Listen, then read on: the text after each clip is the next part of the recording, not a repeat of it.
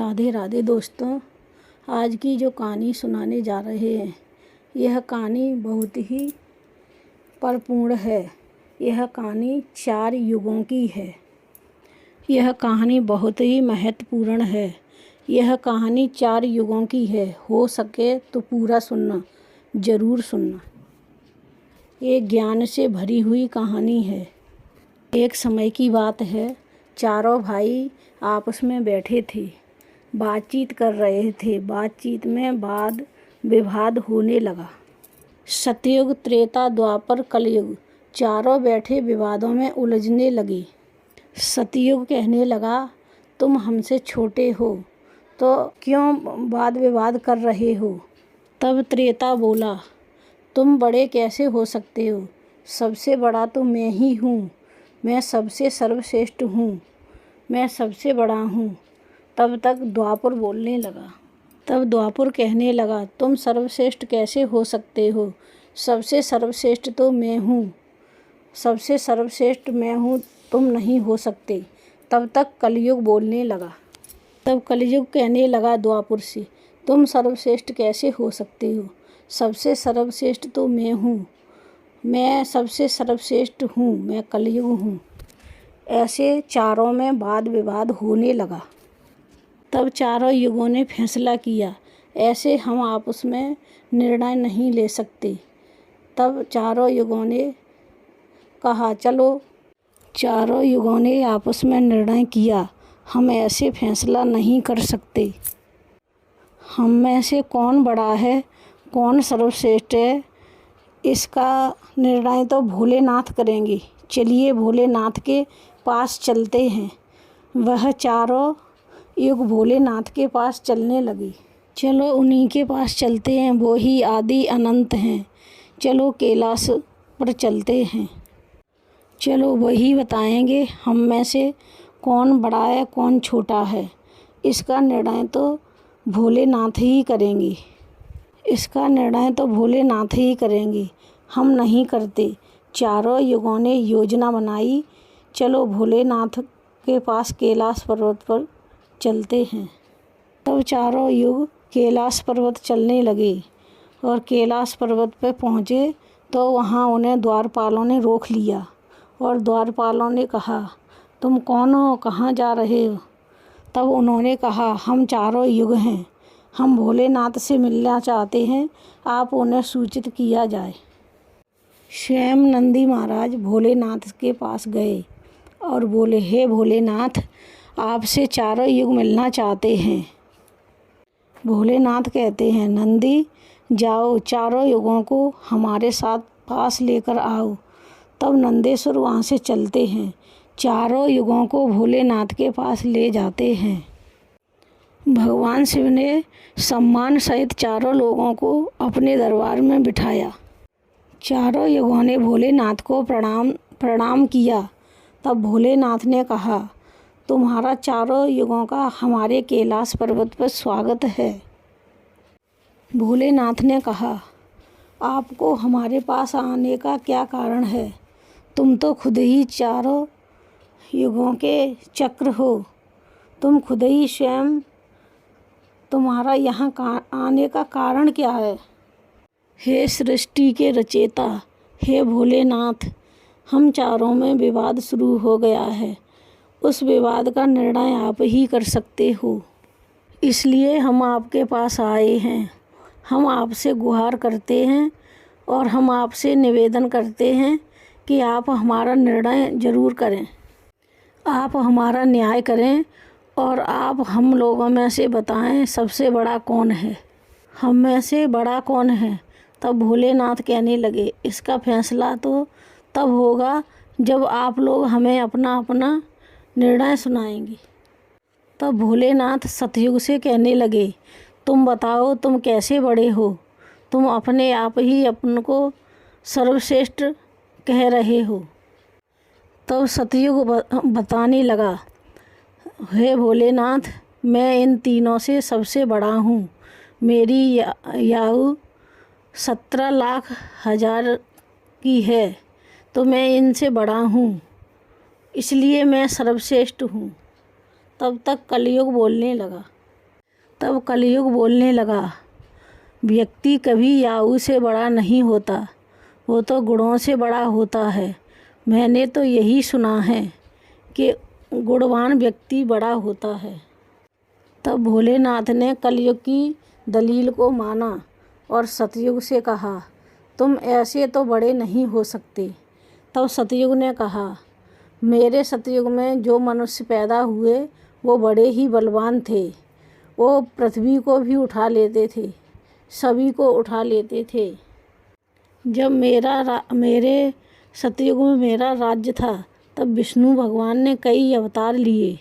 तब सतयुग बोलने लगा, मेरे ही काल में भगवान के कई अवतार हुए हैं। बड़ा अवतार मेरे ही काल में हुआ, मत्स्य अवतार मेरे ही काल में हुआ, नरसिंह अवतार मेरे ही काल में हुआ। तब त्रेता बोलने लगा, मेरे ही काल में राम ने अवतार लिया, मर्यादा पुरुषोत्तम कहलाए। और बलवान की बात करें तो कुंभकर्ण जैसे बलवान भी थे। मेरे ही शासन काल में ये सब हुए, तो इस प्रकार सतयुग बड़ा नहीं हो सकता। हे प्रभु, इन सब में बड़ा तो मैं हूँ। तब यह बात द्वापर ने सुनी तो वह बोलने लगा। तब द्वापर बोलने लगा, ये दोनों बड़े तो बन रहे हैं, लेकिन ये बड़े कैसे हो सकते हैं। मेरे काल में जब द्वापर आया तब भगवान श्री कृष्ण ने जन्म लिया, जो कि 16 कला से पार ब्रह्म परमात्मा थे, उन्होंने विराट रूप दिखाया। वैसा विराट रूप तो साक्षात भगवान विष्णु भी नहीं दिखा सकते। बलवान की बात करें तो प्रभु, बड़े बड़े योद्धा मेरे भी शासन में थे, जैसे कंस, जरासंध, भीष्म पितामह, बड़े बड़े बलवान थे मेरे भी शासन में। स्वयं प्रभु बलराम भी मेरे ही शासन काल में हुए। तो बताओ प्रभु, इनके बड़े कैसे हो सकते हैं। इनके शासन काल से बड़े तो मेरे शासन काल में योद्धा थे।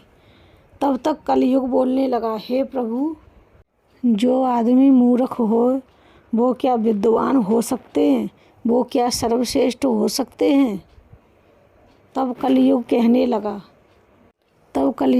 लगा, हे भगवान, मेरा शासन काल बहुत अच्छा है। मेरे शासन काल में कोई व्यक्ति दुखी नहीं हो सकता। मेरे काल में बड़े बड़े योद्धा, बड़े बड़े बलवान सभी परिपूर्ण हैं।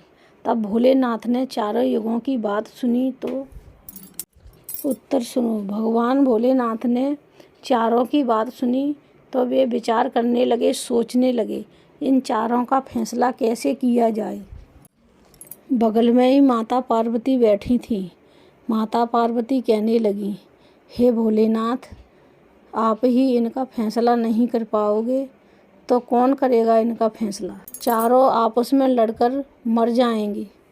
सभी देवता मिलकर कहने लगे, हे भोलेनाथ, आप ही इनका फैसला करो, आप ही कर सकते हो। अगर आपने फैसला नहीं किया तो ये चारों लड़के मर जाएंगे। फिर क्या होगा, जब युग ही समाप्त हो जाएंगे, तब काल चक्र रुक जाएगा। हे भोलेनाथ, आप ही कुछ कीजिए। तब भोले बाबा कहते हैं, तब काल चक्र रुक जाएगा। हे भोलेनाथ, आप ही कुछ कीजिए। तब भोले बाबा कहते हैं। भोलेनाथ कहने लगे, मैं समस्त गणों की बात मानता हूँ, मैं इन चारों का फैसला करूँगा। तब भोलेनाथ कहने लगे, चलो सब ठीक है, मैं चारों की परीक्षा लूँगा। जो परीक्षा में सफल होगा वो सर्वश्रेष्ठ माना जाएगा। तब सतयुग बोलने लगा, आप जो चाहे परीक्षा ले लीजिए, सबसे बड़ा तो मैं ही रहूँगा। तब कलयुग कहने लगा, हम परीक्षा देने के लिए तैयार हैं, आप तो परीक्षा ले लीजिए भोलेनाथ। हम परीक्षा देने के लिए तैयार हो जाते हैं, आप परीक्षा लीजिए। भगवान शिव ने एक पर्चा लिया और पर्चा के सामने एक चावल का ढेर रख दिया और सतयुग से कहा, तुम ये फरसा देख रहे हो और इस परछा में के साइड में जो चावल रखे हैं वो आपको बनाना है, और मेरे भक्तगण जितने हैं कैलाश पे सभी ये चावल खाएंगे। हे सतयुग, तुम्हारे युग का जो व्यक्ति है वही ये चावल बना पाएगा, आप उसे भी भेज दीजिए। जब भोलेनाथ की बात सतयुग ने सुनी तो उसने एक बड़ा बलवान आदमी बना दिया और कहा, जाओ तुम इस परछे में चावल बनाओ और भोलेनाथ के जितने गण हैं उन सभी को खिलाओ। महाराज की आज्ञा से सतयुग का आदमी गया। उसने देखा एक बड़ा ही फरछा रखा है, वो 100 टन का फरछा है। तब वो सतयुग का आदमी था, वो वहाँ गया फरछे के पास। तब वह सतयुग का आदमी ने फरसा रखा एक भट्टी पर। परछा रखने के बाद वह लकड़ियाँ तोड़ कर लाया और उसने उस भट्टी में लकड़ियाँ डाली, और लकड़ी डालने के बाद उसने उस परछे में पानी डाला। पानी डालने के बाद वो चावल डाल दिए। चावल उस परछे में बनकर तैयार हो गए। तब उस आदमी ने भोलेनाथ के जितने गण थे सभी को भोजन पत्तल लेकर कराया, और फिर उसका कार्य समाप्त होने पर अपने स्वामी सतयुग के पास चला गया। तब वह सतयुग के पास गया और बोला, हे स्वामी, अब मैं जा रहा हूँ, मेरा कार्य समाप्त हो गया। तब वहाँ त्रेता बोलने लगा। तब त्रेता से भोलेनाथ ने कहा, तब त्रेता ने कहा, जो आज्ञा प्रभु, जैसी आपकी इच्छा है वैसा ही होगा। तब त्रेता ने एक आदमी प्रकट किया, कुंभकर्ण जैसा बलशाली। तब त्रेता ने कहा उस बलवान व्यक्ति से, 1000 टन का ये परछा रखा है और 1000 टन चावल रखे हैं, इसको आपको बनाना है और भोलेनाथ के 500 गणों को खिलाना है। और त्रेता का आदमी भी बहुत बलवान था। उस त्रेता के आदमी ने भी दोनों हाथों से उस परछे को उठाया और फिर भट्टी पर चढ़ाया, और फिर उसमें लकड़ियाँ लाकर डाली और जलाया। फिर उसमें उसने चावल डाल दिए और उन चावलों को पकाकर तैयार किया। फिर त्रेता के आदमी ने परछे से चावल निकाले और जितने वहाँ 500 गण थे सभी को भोजन कराया, और फिर उसके बाद वह चला गया अपने त्रेता के पास और बोला, स्वामी, मेरा कार्य समाप्त हो गया, मैं जाता हूँ। फिर भगवान भोलेनाथ ने अपनी शक्ति से उस परछे को गायब कर दिया। तब भोलेनाथ ने द्वापर युग से कहा, ये देख रहे हो ना, वैसा ही परछा रखा है जिसमें 1000 टन चावल बनेगा। 1000 टन चावल रखा है वहाँ, और आपको बनाकर तैयार करना है। अब द्वापर ने भोलेनाथ से कहा, जो आज्ञा प्रभु, मैं पूरा प्रयास करूँगा तुम्हारे भक्तगण को चावल खिलाने का। तब द्वापर ने भी एक आदमी तैयार किया, भीम जैसा ताकतवर बलवान व्यक्ति को बनाकर खड़ा किया और उससे कहा, तुम्हें ये चावल रखे हैं और ये परछा रखा है, बनाकर तैयार करना है।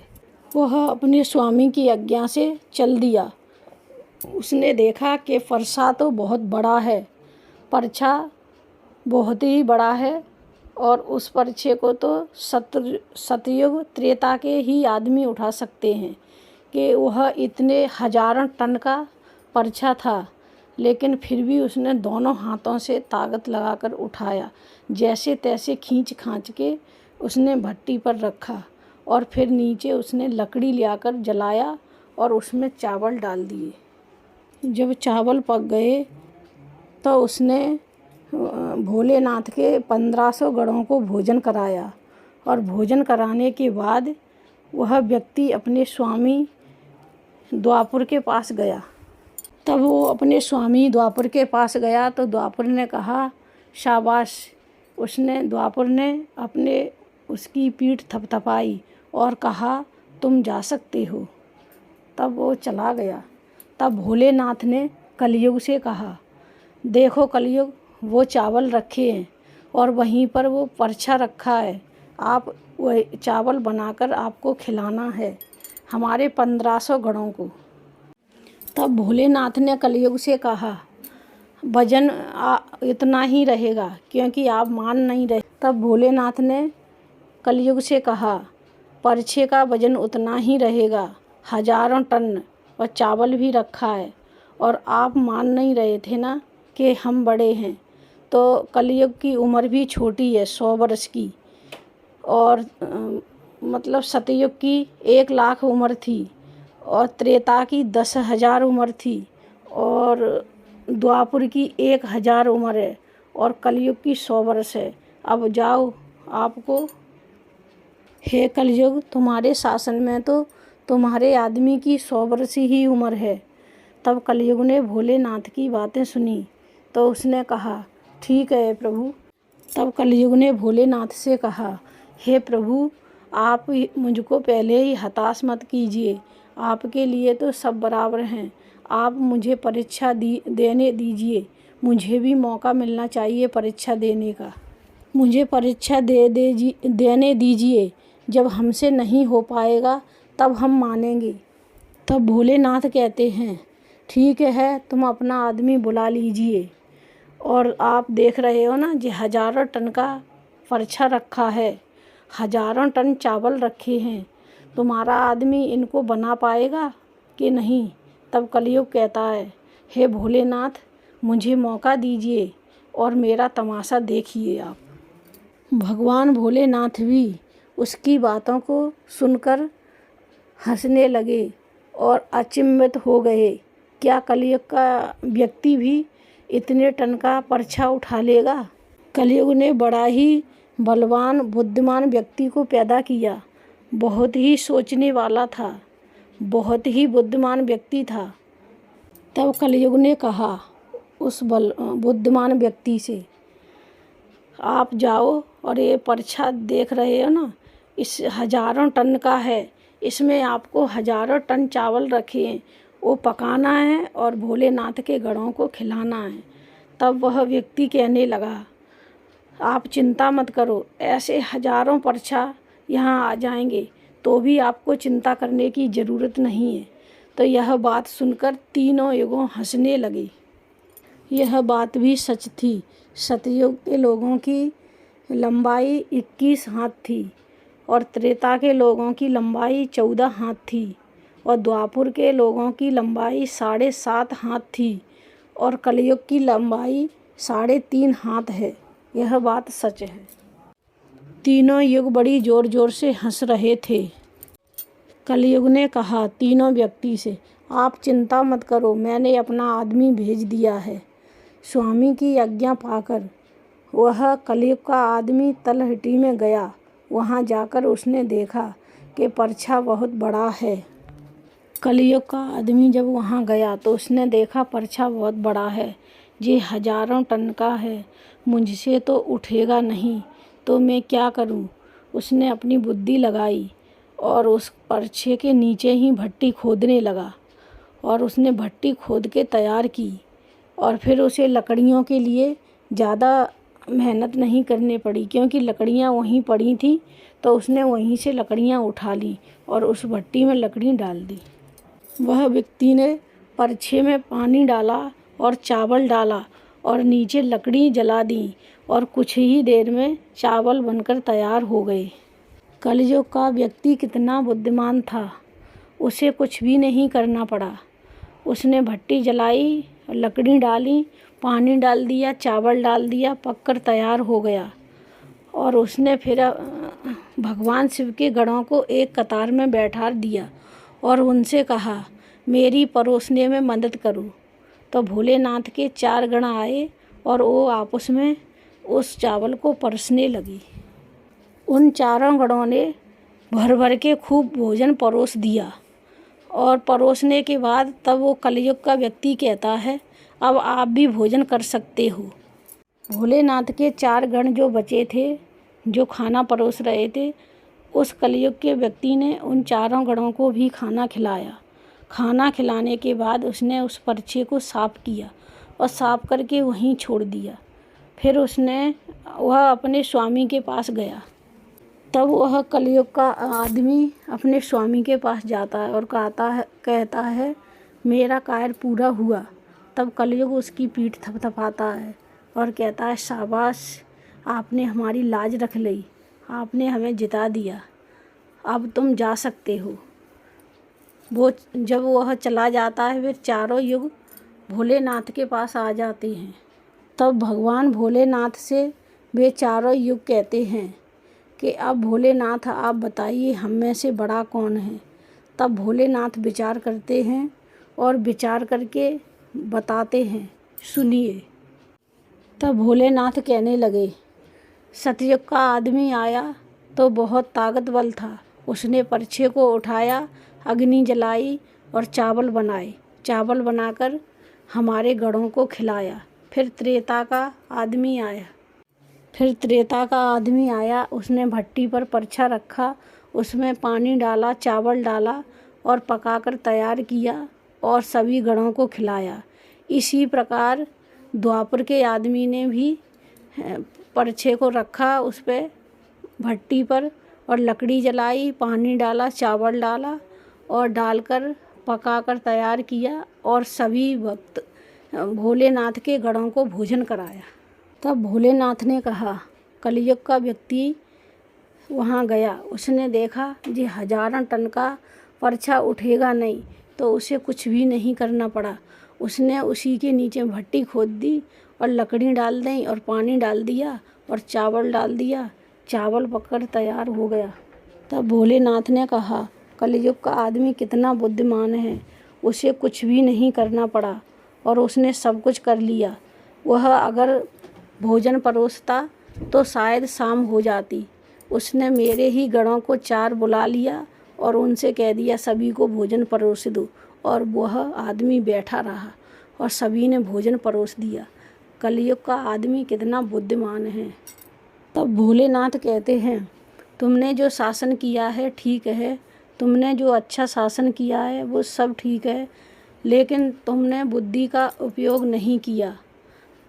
तब भोलेनाथ कहने लगे, त्रेता के व्यक्तियों को देखो, कुंभकर्ण जैसे बलवान रावण जैसे, और उनके लिए भगवान ने अवतार लिया और भगवान ने उस रावण से लड़ाई करी और फिर भी नहीं समझ पाया ये भगवान है और उनसे लड़ते रहे। तब भोलेनाथ ने कहा, रावण जैसे उन्होंने बुद्धि का प्रयोग नहीं किया तो वो मारे गए सब के सब।